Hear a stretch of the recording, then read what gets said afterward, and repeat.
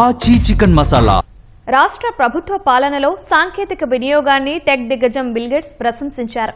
WhatsApp governance ద్వారా పౌర సేవల్ని సులభతరం చేయడం బాగుందని మెచ్చుకున్నారు. కుప్పంలో అమలు చేసిన సంజీవని ప్రాజెక్టు చాలా చక్కగా ఉందని కొనియాడారు.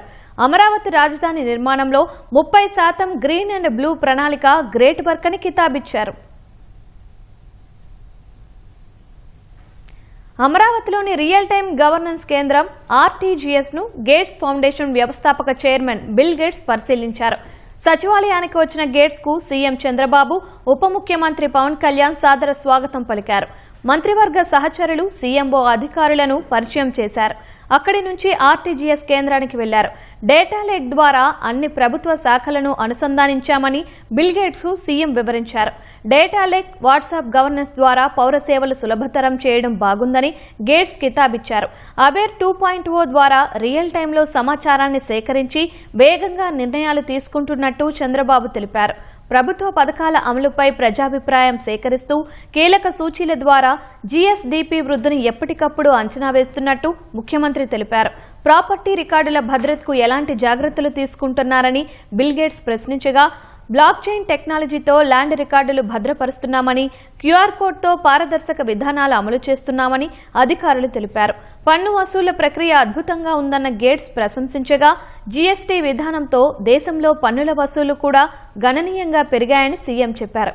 ఇదే సమయంలో ప్రజా రాజధాని అమరావతి నిర్మాణ వివరాలను బిల్ గేట్స్ అడగ్గా చంద్రబాబు వివరించారు.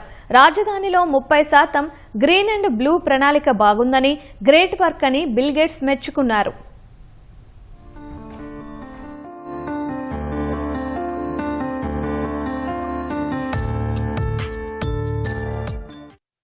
ఇక గేట్స్ ఫౌండేషన్ సహకారంతో చిత్తూరు జిల్లాలో నడుస్తున్న సంజీవని ప్రాజెక్టు అమలు గురించి బిల్ గేట్స్ ఆరా తీశారు. బ్లడ్ ప్రెషర్, డయాబెటీస్ లాంటి పరీక్షల వివరాలు ఎలా నమోదు చేస్తున్నారని అడిగారు. ప్రజల డిజిటల్ హెల్త్ రికార్డుల ఆధారంగా లైఫ్ స్టైల్, ఆహారం తదితర అంశాల్లో సలహాలు ఇస్తున్నామని అధికారులు తెలిపారు.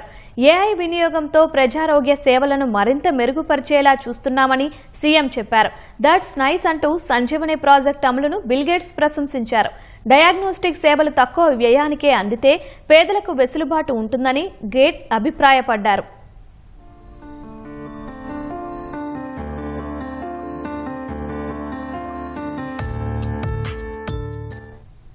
బిల్ గేట్స్ రాకపై సంతోషం వ్యక్తం చేస్తూ చంద్రబాబు, లోకేష్ ఎక్స్లో పోస్టు చేశారు.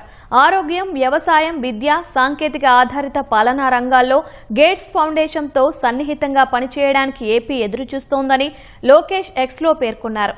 సహచర మంత్రులు అనిత, అచ్చెన్నాయుడు, సత్యకుమార్ యాదవ్తో కలిసి బిల్ గేట్స్కు విజయవాడ విమానాశ్రయంలో స్వాగతం పలకడం ఆనందంగా ఉందన్నారు.